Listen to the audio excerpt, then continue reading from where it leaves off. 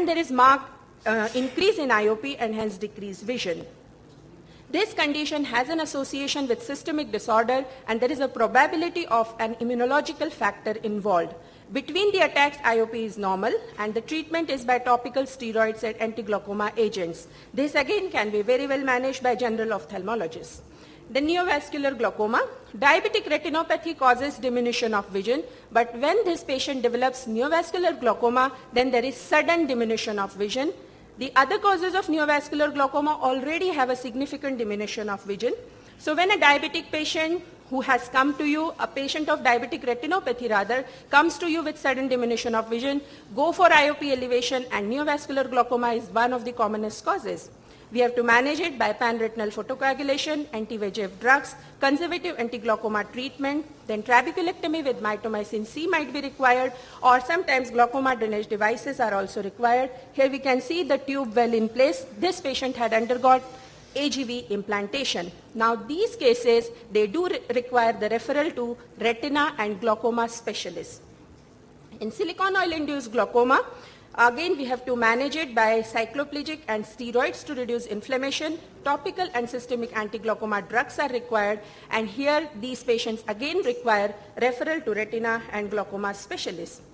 The surgical management of these cases include trabeculectomy with mitomycin C and glaucoma drainage devices. Then silicone oil removal might be required. Sometimes the refractory cases might require transscleral photocoagulation and cyclocryotherapy. This video is showing the glaucoma drainage device implantation, AGV implantation. This was a case of mixed etiology, secondary glaucoma. The etiology was having neovascular as well as silicone oil component, and then we had planned the implantation of Ahmed glaucoma valve. So this is. Then ciliary block glaucoma or aqueous misdirection syndrome has an acute onset, very high IOP. There is a complaint of sudden diminution of vision, shallow or flat AC, both centrally and peripherally, but the PI is patent. It could be post-trabeculectomy, post-laser PI, it could be meiotic induced, or it could be spontaneous. The management includes cycloplegics, anti-glaucoma treatment, posterior sclerotomy is sometimes required, anterior pars plana vitrectomy, plus removal of anterior hyaloid, lens extraction with incision of anterior hyaloid, and sometimes zonulo-hyaloidovitrectomy is also required. Then post-keratoplasty glaucoma, it can develop by pupillary block mechanism, post-operative inflammation. There is flat anterior chamber, and it is associated with rather the patients who are having wound leak, they are predisposed to this condition. There is actually a pre-existing defect in iris or loss of pupillary tone which predisposes to peripheral anterior synechia formation, and the peripheral anterior synechia formation to graft-host junction leads to progressive zip ring closure of angle.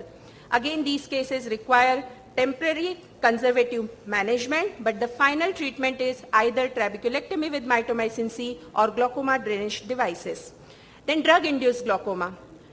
In patients who are having an angle which is predisposed for closure, the dilating drops, they lead to sudden increase in IOP and sudden decrease of vision. There might be an idiosyncratic response to a variety of systemic medication. These leads to swelling of lens leading to angle closure glaucoma. There might be a bilateral myopia because of this idiosyncratic reaction, again leading to diminution of vision, and there is an associated shallow chamber. Then there are few patients who are on long-standing steroids, they are not aware of their diminution, and suddenly one day they come to you with sudden diminution of vision. Recently I had seen a very young patient with this condition, and this was the condition of the disc, and he had an associated cataract, but he never knew that he had diminution of vision, and suddenly one day he came with this condition. So we had to lower the pressure. Still the pressure is not controlled conservatively, and we might have to go for surgical management. So the treatment in these cases includes stop the drug, conservative anti-glaucoma treatment, and laser PI if the angle is closed. Then there may be glaucoma due to hyphema or trauma where there is an increased IOP, decreased vision. Again, you have to treat the glaucoma part conservatively, and the hyphema may have to be drained out by paracentesis. Then suprachoroidal hemorrhage, it is usually an intraoperative condition.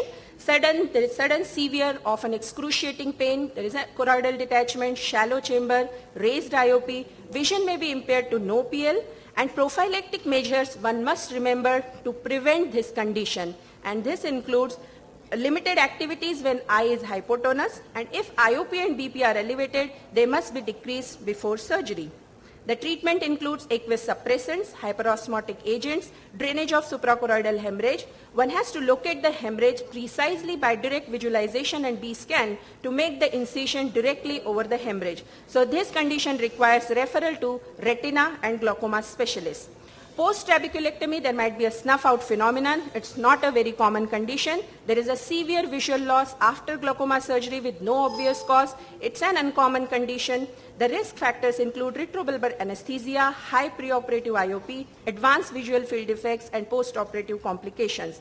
The precautions one could take to prevent this snuff-out phenomenon are anesthesia techniques. The retrobulbar and peribulbar techniques, they are those patients who have received retrobulbar or peribulbar anesthesia, they are more prone for snuff-out phenomenon. So the patients, the glaucoma patients who are having severe glaucomatous changes, if you are planning the glaucoma surgery for those patients, avoid retrobulbar and peribulbar anesthesia techniques.